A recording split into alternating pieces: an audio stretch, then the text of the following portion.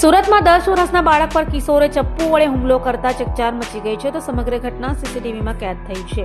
સુરતમાં 15 વર્ષના કિશોરે 10 વર્ષના બાળક પર ચપ્પુ વડે હુમલો કરવાની ઘટના બનતા ચકચાર મચી ગઈ છે। નવાગામ ડિંડોલી ખાતે આવેલ સરકારી શાળામાં અભ્યાસ કરતો 10 વર્ષનો બાળક 15મી તારીખે શાળાએથી ઘરે આવતો હતો। તે સમયે રસ્તામાં 15 વર્ષીય કિશોરે બાળક પર ચપ્પુ વડે હુમલો કર્યો હતો તો આ અંગે બાળકના માતા પિતાએ હુમલાખોર કિશોરના પરિવારને ફરિયાદ કરતા બીજા દિવસે હુમલાખોર કિશોરની માતાએ પણ ધમકી આપી હતી તો બાળકના પિતા સીસીટીવી લેવા ગયા ત્યારે કિશોરે તેમના પર પણ ચપ્પુ વડે જીવલેણ હુમલો કર્યો હતો।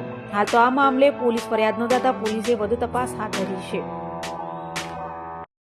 ડિંડોલી પોલીસ સ્ટેશનમાં એક શરીર સંબંધી ગુનો તારીખ 18/11/2025 રોજ દાખલ થયેલ છે। એ ગુનાના જે ફરિયાદી છે એ ફરિયાદીના દીકરા ધોરણ 6માં અભ્યાસ કરે છે અને તારીખ 15/11/2025 રોજ એ આપણે સ્કૂલમાંથી પાછા આવતા વખતે એ વિસ્તારમાંથી પસાર થતા હતા।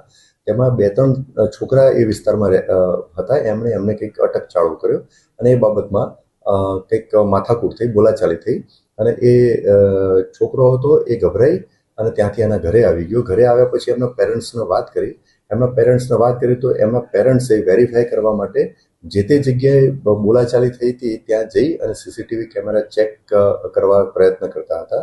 તે દરમિયાન જે બાળકો સાથે એટલે જે છોકરાઓ સાથે માથાકૂટ થયેલી હતી એના સગા સંબંધીઓએ આ જે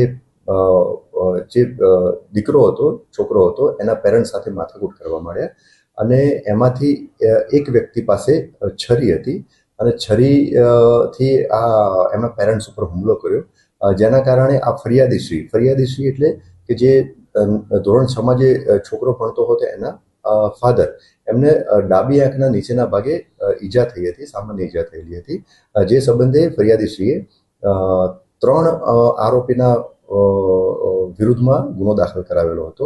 આરોપીના પૂરા નામ અને સરનામા તપાસ દરમિયાન એફઆઈઆરમાં નહોતા, પણ ગુનાની તપાસ દરમિયાન આ 3 આરોપીમાંથી 2ના નામ ક્લિયર થયેલા છે।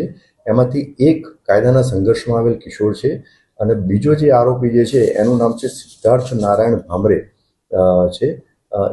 એ આ જે કાયદાના સંઘર્ષમાં આવેલ કિશોર જે છે એના મામા થાય છે, એટલે આ બંનેનું નામ ક્લિયર થયેલું છે અને ત્રીજા આરોપીનું નામ હજુ ક્લિયર થયેલું નથી।